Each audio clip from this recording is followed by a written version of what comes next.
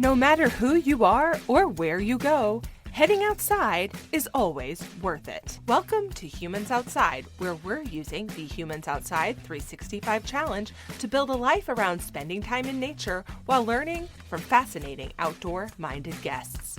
I'm Amy Bouchatz. I've let curiosity be my guide as a journalist for 18 years. But life, including my husband's war injuries, had burnt us out. So we moved sight unseen to Alaska to see if a change of scenery and new focus on outdoors was just the shift we needed. Since September 2017, I've spent at least 20 consecutive minutes outside every single day, no matter what, to explore how nature can change my life. Ready to hear from experts and outdoor lovers who make heading into nature just a part of who they are while we work to do the same? Let's go! As spring creeps across your yard and starts to slowly turn to summer, you might notice a new chorus outside that has been absent during the more chilly parts of the year: birdsong. April and May are peak bird migration months, with many species of birds moving far and wide across the northern hemisphere. And that means now is the perfect time to explore just one more way you can make your regular outdoor time as interesting and as exciting as it can be: birding. Like so many things, birding comes with this misconception they have to go somewhere far away or own fancy equipment to participate or enjoy it. And since this season of Humans Outside is all about why nearby nature, no matter where you are, is the perfect nature for you, the nuts, bolts, why, and how of birding is a perfect subject. Even better, today's guest, Yamina Nater-Otero, an avid birder, is the perfect example of why birding doesn't have to include dramatic travel or big purchases. Why? Because she's a birder in and around New York City. Yamina is the secretary for Amplify the Future and a program coordinator for Audubon New York. And I am so grateful that she's here today to give us her tips and tricks. Yamina, welcome to Humans Outside. Thanks for having me. So like I said, I'm so excited. We were talking about this before we started recording, that birding is just not something that is well in my wheelhouse. And so I personally cannot wait to learn from you today and get your insight on this. Thank you so much. Oh, I love talking about birding and especially accessible birding. So yeah, I'm ready to go. All right. So we start our conversation sort of imagining ourselves in our guest's favorite outdoor space, like we're hanging out, having a chat somewhere outside instead of where we actually are, which is a world apart, you in New York City, me in Alaska. So where are we hanging out with you today? So I actually live in New Jersey. I work in New York City, so you did get that right. I live in Newark, New Jersey, which, again, people don't really think of as being a very green place, but that's because we need to redefine what green is. And so I actually live a few blocks over from Weequahic Park, which is a very large park. It's got a really great lake in the middle. It's got a good diversity of habitat, and it's usable by the community. So it's got a track for running. It's got a football field. It's got baseball diamonds. So this is a space I like to go to as often as possible. Awesome. And forgive me, that is a very Alaska problem. You know, outside of Alaska is just outside. New York City is just there. Just the Northeast. Yeah. It's all New York City. Yeah, there are people and cars and I don't know, like services that we don't have. It's out there. So start by telling us how you became someone who likes to go outside. How did this become a part of your life and experience? Yeah, I did not grow up really going outside a lot. My parents would occasionally take me to the park because at the time I actually lived really close to Branchburg Park, which is the biggest park in Newark. And I think when I got older, I just started being a bit more active, and hiking is accessible. At the time, I did think that I had to drive really far in order to go on hikes, and so I would pack my dog up into my car and we would hike the Delaware Water Gap and all of these random spots in New Jersey and Pennsylvania. And I think that's just when I realized that being out in nature is good for my mental health and good for my overall well-being. Yeah, that's so great. And all of those things are true. And they're all discovered in this sort of journey that we're talking about today, where we start to understand that nature is whatever is outside our door. It's not some sort of, it certainly can be some sort of glorious green space, but it's also whatever you see outside of your window. And so I love that that's a part of your journey as well. So how did you get into birding? Because going for hikes and being into birds are two entirely different things. And I can say that because that's me. I go for hikes, but I'm not very into birds. So tell us about that. Yeah, so I started working with Audubon New York, doing education in New York City, and part of our program involves taking New York City public school students out on neighborhood bird outings and field trips to their local major parks, so Central Park, Prospect. And I realized that I should probably know a thing or two about birds if I'm going to lead kids on bird outings.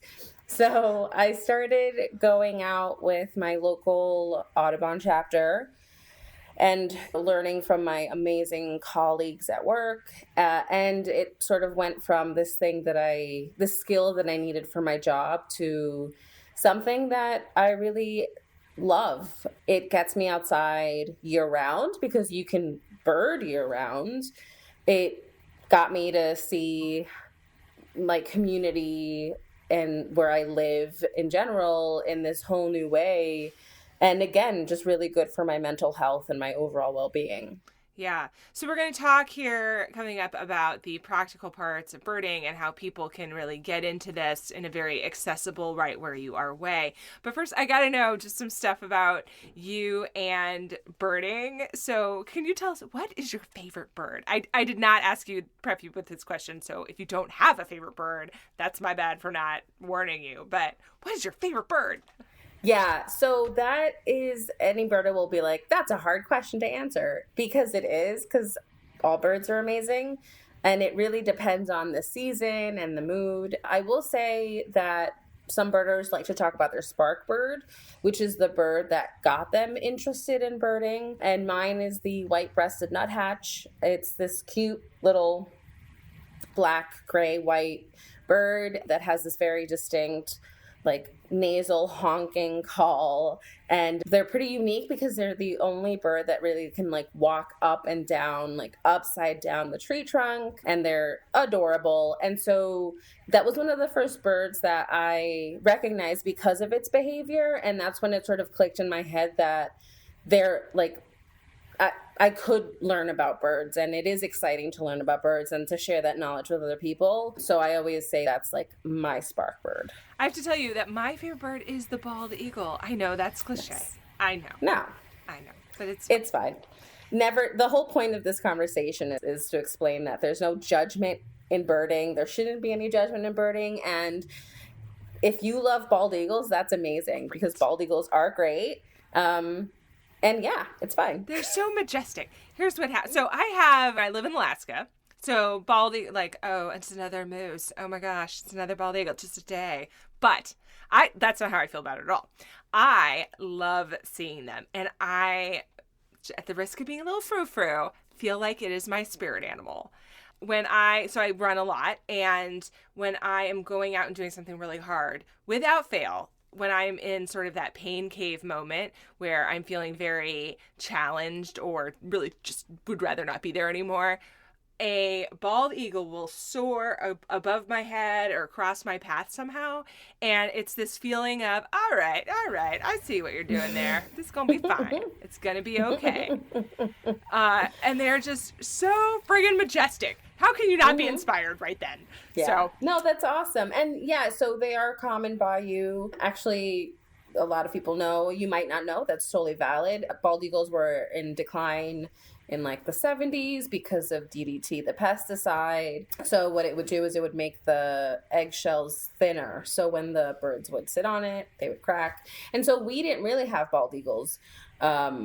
We had like one nesting pair in like New York State at one point, and now they're more and more common. Right now there's a video of one capturing and eating a gull in Central Park. That's like how common they are. So I think along those lines, they're also just like a good reminder of the work that people can do in order to preserve like birds and where they live. Yeah, that's such a good point. It's an entire ecosystem of which we as humans who are outside, not to borrow the name or whatever of my own show, but that we're part of that ecosystem. And so to be able to have that moment where I'm running and I see this bald eagle cross my path and I'm like, yeah, I have to then, to have that moment, I have to establish a behavior in the world where I'm contributing to that moment being possible. Because when I don't, as you were saying, things happen like eagles weighing so much that they crush, and their eggs then being thin because of this pesticide, that they crush their own kids. Not cool. My husband, by the way, likes to point out that eagles eat trash, and the reason I see some is because I run by the landfill. And it's like, why do you gotta ruin the vibe, man? Why do you gotta ruin it for me? Yeah. I mean, they're survivors. Good for them. There's nothing wrong with scavenging. That's what I say. Okay. All right. So I find that many people start spending outside for one thing, right? You said it was hiking. And for me, it was just trying to hit my daily outdoor time goal to see how that would improve my life. And it becomes an on-ramp for all sorts of other outdoor fun. So for me, that's running and whatnot. And for you, that became birding. So I'm wondering, what hobbies you then found sort of in the next step because of birding? So did birding become an on-ramp for other outdoor activities as well for you? Yeah, so I moved recently, and one of the things I was looking for was gardening space because I wanted to start creating bird-friendly habitat close to home. And I got really lucky, found a place with a backyard, and I could start, putting in native plants for birds. So yeah, I think it boils down to you love your local green spaces so much that you want to do everything you can to make sure that they thrive and they survive and you become part of the solution. And so for me, that turned into a love of gardening. Yeah. And now you are a gardener and now you're doing plant things and learning plant stuff. And I can see how that would be an on-ramp to another interest later. And it's just this sort of beautiful expansion of who you are in the world and your place in that ecosystem that you're talking about. Absolutely. Hey humans, did you know you can officially join the Humans Outside 365 Challenge and score some really cool and exclusive challenge swag, including a finisher medal and a decal on humansoutside.com/challenge? You'll also get an outdoor challenge guide written by me for you, an exclusive challenge tracker, and insider info all year long. You don't want to be left out of this. There is never a wrong time to join the Humans Outside 365 Challenge. So get going. Join it today. Go to humansoutside.com/challenge to learn more now. Now, back to the show.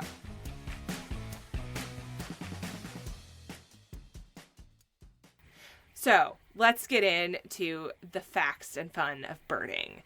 First, talk to us about the misconceptions of birding. Let's just get those out of the way.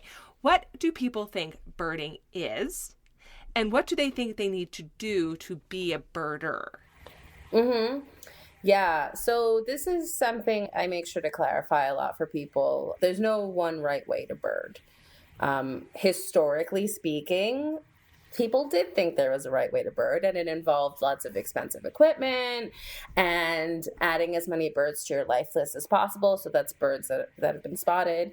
And so I think this is an exercise actually I've done in some classes is, what do you picture when you picture a birder? And it's usually old, white, in field, wear, binoculars, giant camera, and they're out somewhere majestic and in quote unquote nature. The idea is that you have to have really good binoculars, and you can have a really good spotting scope, which just allows you to see even further, and a car so that you can get all of those like rare birds that randomly pop up. And again, there actually is no right way to bird. If you want to learn how to identify birds, you can. If you just want to go outside and spend time with them, you can do that too.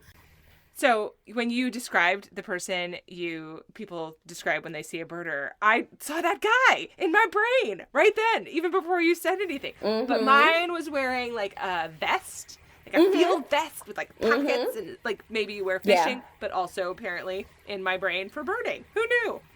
Yeah, no, that's an answer I get a lot. Absolutely. And when I do this exercise, I pull up Google image results for birder, and most of them are that. And so obviously when you picture that, you think, well, that's not me. So clearly I'm not a birder, which again, completely wrong. This is one very specific way to be a birder. I also think it's a very gate-kept way of being a birder. Some people can't afford the equipment. Some people can't afford to buy clothes specifically for going out birding. Some people don't have a car or have the time to drive an hour to like a nature preserve, and they're told that this excludes them from being a true birder when that's not even remotely the case. What you really need to be a birder is curiosity and patience. So a curiosity to learn new things, and patience because you don't have to go very far for birds. You don't have to walk a long time. That's another misconception. When I bird, I move very slowly and I can just do a loop in the park. But most of it is just sort of standing there and getting quiet, letting the birds get used to you being there. And then eventually they come and you can just sort of enjoy that. If you want to be the sort of birder that learns how to identify birds, that's fine. You don't have to, but you absolutely can. There are free apps that you can download to your phone, like the Audubon Bird Guide, Merlin, iNaturalist, that'll help you start to familiarize yourself with all of these different birds. There are book bird guides that you can use. You can find used ones in bookstores if you want to. I use Sibley's. I think it's like $15 for the Sibley's East, which just covers the Northeast, or sorry, just the East Coast, which again, for some people, maybe that's too much, and that's totally fine. For some people, that's reasonable. So I recommend that. If you want to get binoculars, again, that's totally fine. You don't have to get $1,000 binoculars, which is a thing, and it's kind of mind-boggling. You can get like $10, $20 ones that you can just sort of keep in your pocket. You don't have to bird with binoculars. Some people like to bird by sound, and so that's basically a matter of just learning different bird calls and different bird songs. You can bird by silhouette, so you can learn how birds fly and how they move and forage, and so that way you don't need binoculars either. And again, I can't stress this enough. You don't have to go outside and identify birds. You can go outside and listen to them, look at them, and think, wow, that's really beautiful, and move along, and that's totally valid. Yeah. So what I hear you saying is, if you like to look at birds, you are a birder. The end. Right. Yeah, there's one of the leaders actually from our local Audubon chapter is a really great human being, and I believe he says, if you like birds, you're a good birder, and if you love birds, you're a great birder. And I really like that philosophy, because you don't need anything to go outside and enjoy birds. Yeah. And what is up with us that we think we need a special outfit for every single activity? Like, what is up with the guy in my brain? No offense meant to people who have birding outfits and are the picture that I am seeing in my mind. You guys do you. But why do I think...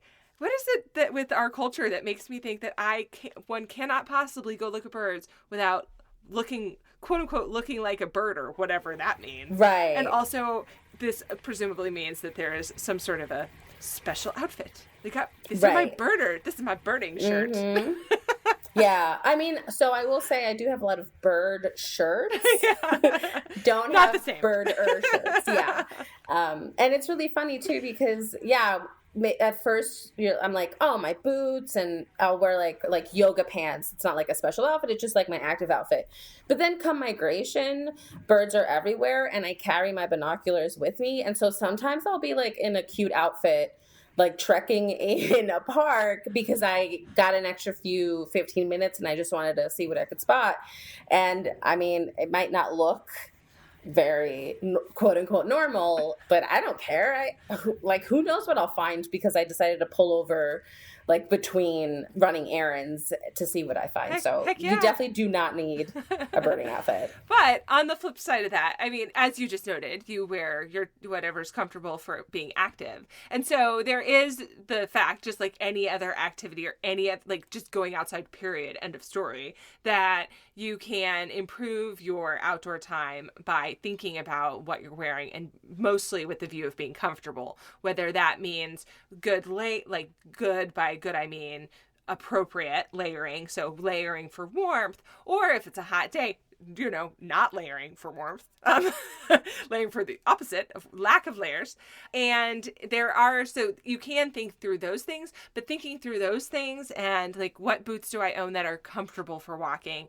What do I have that keeps my body warm? It's winter here in Alaska while we're recording this. And so I'm like very much in tune to it's cold outside, I got to stay warm. But in the rest of the year, it's, okay, what do I have that keeps my skin from getting too much sun? Thinking through those things does not mean that you're overreacting or thinking that you need something special for the specific activity of birding. I would say that whatever you're wearing for birding could be the same thing that you wear to go for a walk in the woods. It could be the same thing that you wear for a walk in the park or down your city block, whatever. Right.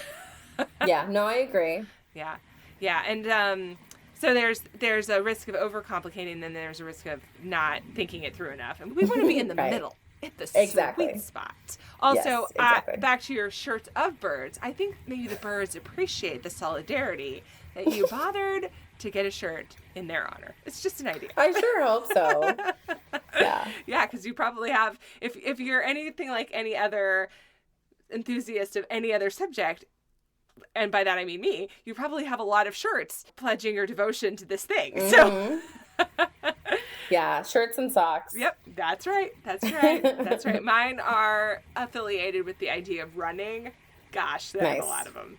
But, and then everyone around you is like, oh yeah, you like this thing. And so they get you stuff with that thing on it. And then you have too much. That's right. That's how we go. There's no such thing as too much, but technically you have too much of it. Yes, fair enough. So we talked about what those misconceptions are. You mentioned a couple of things that you recommend that folks need. Is there anything else that you recommend people have to make their birding better? And I love the idea of apps. I don't know what's wrong with me that I always forget that's a thing, but it is. So there you go. Yeah. Yes, apps are very helpful. So otherwise, I would say same thing as going outside regularly.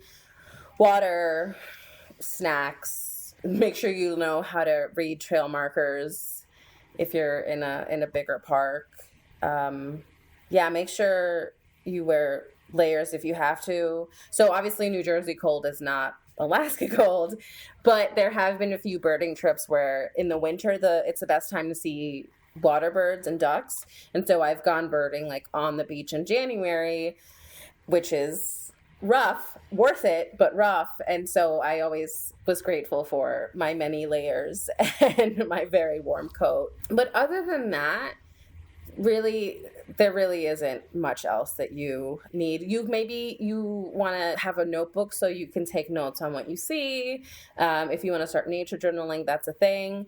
But like I said, really you just need to go outside and either look or listen and sort of take it all in. I do want to specifically ask you about binoculars since you mentioned that you have a pair. Obviously, like anything else in the world, you can spend insane amounts of money on something, or you can buy them from the dollar store and maybe they don't actually work at all, like the ones my son has. So what's the sweet spot here? What's a price point or a brand, or if somebody wants to go shop for this, what do you recommend?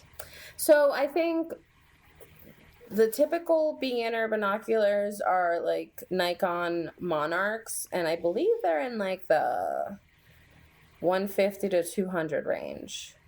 I am lucky. I get through Audubon, I have access to some deals. So I have some Zeiss binoculars. The lens is great. But the thing is that most companies have a range of of prices. So Zeiss has $200 ones and $400 ones and $800 ones. And it's really a matter of going and sort of trying them and seeing what feels right for you. You know, the shape of them, are they too wide for your hands? Is it not comfortable? Some of them have cups that flip out. So when you wear glasses to bird, you want the cups to go down. If it's just your eyes with no glasses, you want the cups to go out. So mine actually twist out. So there's all these little details that you sort of have to feel out and figure out what is like the most intuitive for you to use. And as you said earlier, this is not a piece of equipment that's necessary for birding, because birding is looking at birds, however, or listening to them or watching for them. But if this is an activity that listeners really feel like they are into or they want to be into more, maybe that is sort of the next step is to do that. Yeah, and I am one of those birders who likes to identify birds. I'm very competitive with myself, and I like to challenge myself. So I am one of those people who is like, I want to look at this bird, I want to see the details, I want to be able to identify it. So I always stress that like there is no right way to bird, because I'm one of those birders, but you don't have to be. But that's why I do enjoy having binoculars for that reason, because obviously you get a better look at the bird and you can sort of take notes on what it looks like so that you can identify it. Yeah. Should you choose to. Yeah, awesome. So since we're talking specifically about nearby nature, which we've brushed on several times already in this conversation, and you talked about creating your own garden with welcoming space and bird-friendly plants, what are ways that people can create a welcoming space for birds specifically in their urban environment if they don't have a lot of space for gardening, or if that's not their thing, bringing birding as close to home as possible? I'm thinking like bird feeders, bird baths, bird paraphernalia, wear your bird shirt. Sure. So I will say, before I moved, I did not have a yard. The backyard was not ours to use, and it was all cement. So the downstairs neighbor had a bedroom in the back that sort of extended, and I had the bare roof outside my window. And so I bought some pots, sprinkled in native plant seeds, and put them outside on that roof. Again, not a lot of space, just 2 pots, and that started to get some attention. And then I did get a bird feeder, hung it outside my window, and I did get some visitors. So just because I mentioned having a garden doesn't mean that you need to have one. You can have potted plants if you want. You can have a feeder like up in like your terrace or your fire escape or wherever. And all of it does benefit birds. And then if that's not your thing, you can always just sort of think about making more sustainable choices, energy consumption, plastic use, all of the traditional green behaviors. All of it helps birds because all of it helps the planet. Yeah, I think that those are the best. If you want to live in a way that could benefit birds, those are probably the main things you can do. Okay, so when I was preparing for this interview, I had this memory of people where I grew up in California having bird baths. Like, bird baths were all the rage. So I don't know if this was just sort of a 1990s situation where we just really liked that idea, or if that's an actual thing. It is not a thing in Alaska, but then it occurred to me that would be because they would freeze solid and it would be like a bird skating rink, and birds aren't into skating, so it doesn't matter. Are bird baths a thing? Am I crazy? Yeah, no, they are 100%. And if you think about why they might not be a thing in Alaska, well, Alaska has so much wilderness and so much green space. Whereas in more urban spaces, the fact is we've removed habitat. And so in removing habitat, it is nice of us to put in little spots that birds can sort of visit and know that there's going to be clean water and know that there's going to be food. And so that's sort of the magic of a bird bath and a feeder in someone's backyard, is that you're creating a little, like a mini habitat for these birds. Good deal. I was like, I don't know what's going on there. No. And they're awesome because once the birds start to use them, you basically can sit at your window and watch birds be adorable. Yes. So nothing wrong with that. There's nothing wrong with watching a bird take a little drink or a little bath. So fun. Can you give us 3 or 4 tips for people who have like never birded in their lives? So I'm talking I noticed birds are in the world, but the Mm-hmm. thought pattern stopped there.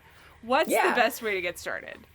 You go out and you spend time with birds. If you have a local birding group or a local Audubon chapter, a lot of them do offer outings and trips for free. So you can definitely look into that. Those are a really great resource for learning from people who have been doing this for a very long time. And then once you feel comfortable after that, you go out really just as much as possible. So one of the great things about, say, like urban birding or suburban birding is patch birding, which basically means you find a small area near you and you can bird it like pretty much daily. And what happens is you get to know it really well, and you get to know your local birds really well. So those well, here on the East Coast, you don't have cardinals on the West Coast, but here it would be cardinals and blue jays and titmice and all of those fun common birds. You get to know what they sound like, you get to know how they move, where they like to hang out, and then come migration, you start to hear new things and see new behaviors, and then you can sort of see all of the great birds that only spend like winters here or spring here. And that's basically, if you want to familiarize yourself with the birds, you just got to go out and be with them. Don't be afraid to ask questions. So I would go to my local Audubon walks and they would say, oh, that's a blah, blah, blah. And I would be like, how did you know that's a blah, blah, blah? And that's how you learn. They're like, oh, the way it flapped its wings, the way it's feeding, that tiny little mark that isn't really very noticeable. And that's sort of just like how you learn all of these tips for identifying birds and even spotting birds. When I first started birding, I was with coworkers at one of the nature centers, and they're like, oh, there's a whatever back there on the tree on the right branch. And I had binoculars and I was like, what are they talking about? I don't see anything. And that's because you're looking for like a 2-inch bird in like a forest. And if you don't know what to look for, you're not going to see it. So even being able to find birds, that's definitely something that can take practice. Yeah. Yeah. So as you're talking about this, I'm thinking about ways that when I spend time outside, I start to notice, like I'm expanding what I'm noticing. So when you talk about just finding a spot that you go back to over and over again, what did you call that? It was a special name. Patch birding. Patch birding. That's a very similar concept, or an adjacent concept to something that we've heard on the Humans Outside podcast before about having a sit spot as part of forest bathing, which I'm sure you're familiar with, that you go back to one spot over and over again and you just sit there and you observe for however long you have. And now that is now your patch birding spot as well, because I feel like if you're sitting somewhere not doing anything long enough, you're going to start noticing stuff whether you want to or not. And some of those are going to be birds, some of those things. Absolutely. Yeah. And then the other thing that I thought of while you're talking is this sort of second on-ramp, which is to expanding your curiosity about any given subject. So we've talked to a couple people on this podcast this season about stargazing. And once you start stargazing, you start wondering what the star shapes might be. And then you think, what are the star stories? And then you find yourself going down this long path where now these are the Greek star stories. These are the indigenous star stories. These are the star stories from my local community of indigenous people. These are the star stories that were passed on. These are different ways that I think about them, which is on and on. And I imagine that birding sort of is the same long string, that if you have a mind open to curiosity and a mind open to the natural world around you, it just sort of leads into the world where now you have bird shirts, and a lot of them. Well, and another great thing is, so I like to go out with people who are better at herpetology, so amphibians and reptiles, and people who really are great with plants and trees, and people who prefer mammals. Because when you get a group of people like that together, everyone has something to share, and you're learning about the ecosystem as a whole. And so I do always want to make sure that, yes, I love birds, but I'm not ignoring the fact that birds inhabit these amazing spaces and that there's a lot to learn from those spaces as well. And that goes back to what we were talking about earlier, which is where we are a part of the ecosystem with my friends, the bald eagles, my little spirit bird. Not little, humongous spirit bird, where we are a part of that ecosystem. But the birds are a part of an ecosystem as well. And the things you just mentioned, the lizards and the plants and all those things, they're all together. This is what the bird's eating. This is where the bird's sleeping. And it's this cycle of connectivity that just opens up other doors of things to be curious about and learn about and enrich yourself and your world because of. Yeah. And it also helps you see where you live in a new way. So I live in Newark, and I was like, it's Newark. There's no green spaces. Nature is separate. I live in urban, suburban space. And then once I started birding, when I would take my dogs on walks in my neighborhood, I would start to notice more things because I was looking up, I was looking down, I'm looking at plants. And you start to really appreciate something that you took for granted. You appreciate it in completely new and different ways. And so there's this thing in New Jersey where everyone is like desperate to get out of New Jersey. And I mean, I guess that's true of everywhere, right? Everyone's like, when I grow up, I'm gonna get out of here.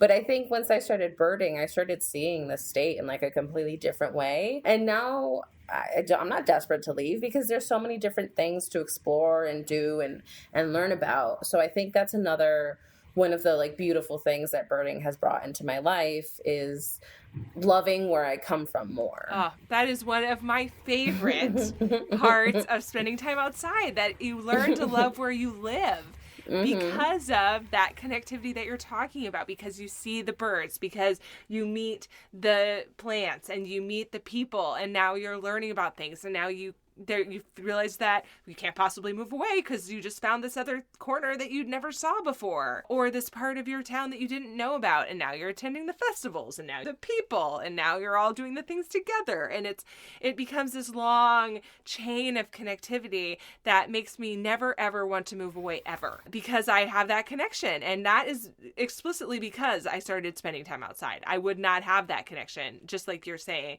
And I think people hear me say that, I'm like, okay, of course you do. You live in Alaska, moron.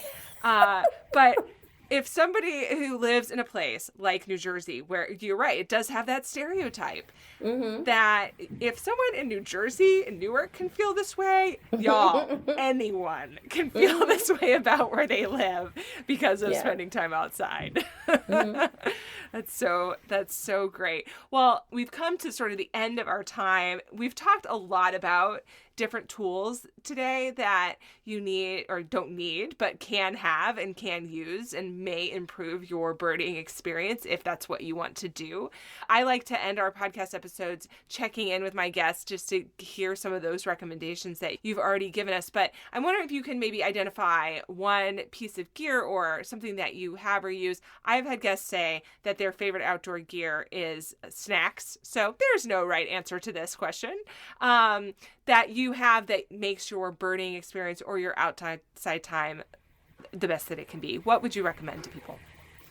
Yeah. So I know that after stressing the fact that you don't need them, this is going to sound a little hypocritical, but I actually really do love my binoculars because I don't just use them to look at birds. You basically can zoom in on anything you want. And another really cool thing that a fellow educator taught me is if you flip them around, you can actually look really close up at small things. So that's a cool trick I like to show like students because they can look really close up at leaves and different plants and flowers. So they, not just for birding, just to sort of literally look at nature in a completely different way. Yeah.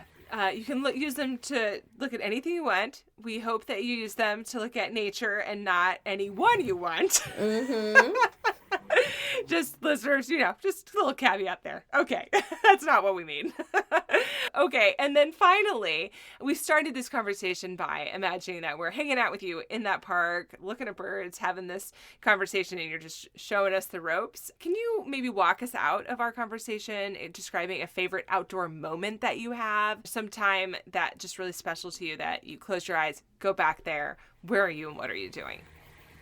Yeah. So my family is from Puerto Rico, and I have been visiting them my whole life. And so, of course, my first time going as a birder was 2 years ago. And it was amazing because my aunt actually, so my family lives on the north of the island.